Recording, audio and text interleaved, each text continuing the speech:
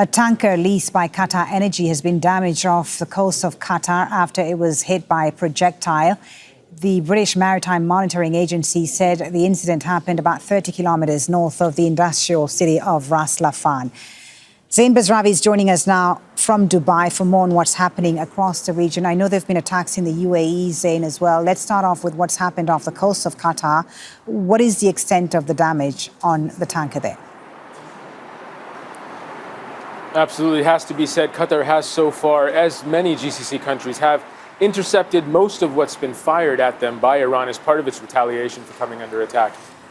Numbers thrown around go from 90 to 95% of whatever is fired does get taken down. But Iran is really playing the numbers here. They're playing the averages. You fire enough stuff, something is bound to get through, and that's what seems to have happened here. Qatar's defense ministry is saying 3 missiles were launched from Iran earlier today. 2 of them were intercepted off the coast, but 1 did manage to make it through and hit this tanker. It hit the Aqua 1 oil tanker leased to the state-owned QatarEnergy in Qatar's territorial waters. This happened about 31 kilometers north of the Ras Laffan industrial hub. Of course, we know Ras Laffan's liquid natural gas facilities have been hit and decommissioned in previous weeks. Now, the vessel that was hit, it was hit on the port side. There was damage caused to it above the waterline. We know that everyone was evacuated. It was a 21-person crew. They are set to be safe. There was no impact on no environmental impact as a result of this hit, according to QatarEnergy. But the UK MTO, the monitoring group that monitors traffic in those waters, said that there was a projectile that remained unexploded in the engine room, and that was being investigated earlier. But so far, nothing else has come from that, and seems to have been a situation that was handled. I'll get to a couple of other things that have been happening elsewhere in the GCC. An Iranian attack also caused a fire at a company facility in Bahrain, a commercial company there. Shrapnel falling from an intercepted drone in UAE's emirate of Fujairah killed a Bangladeshi national on a farm in the Al Rifa area.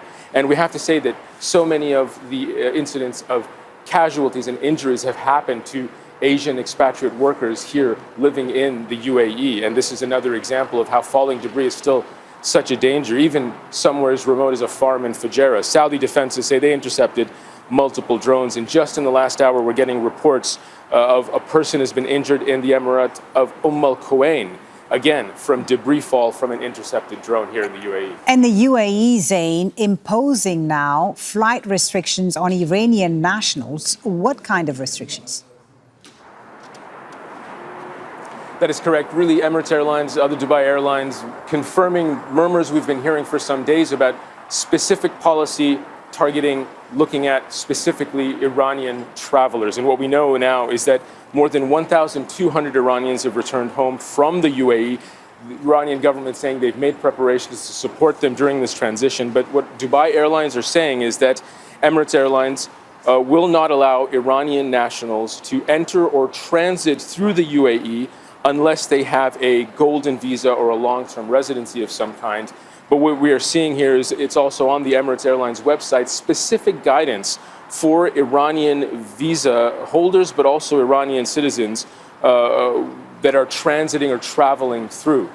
We've heard reports that they weren't being allowed to board planes that were coming through the UAE. And what the website is saying is that golden visa holders, senior professionals, athletes, and family members of UAE citizens are allowed to enter, but other Iranian nationals are being barred from boarding flights or transiting or entering the UAE. And really what we're seeing here is that it's an extension of the fallout of this war. Across the GCC, internal security apparatus, the internal security of these countries have all heightened their security level. And we've seen operations that have been targeting what have been described as cells. And really what this is a more fallout of the war. Yeah. Regular people, civilians, in this case Iranian civilians, caught up in events that continue to be ongoing.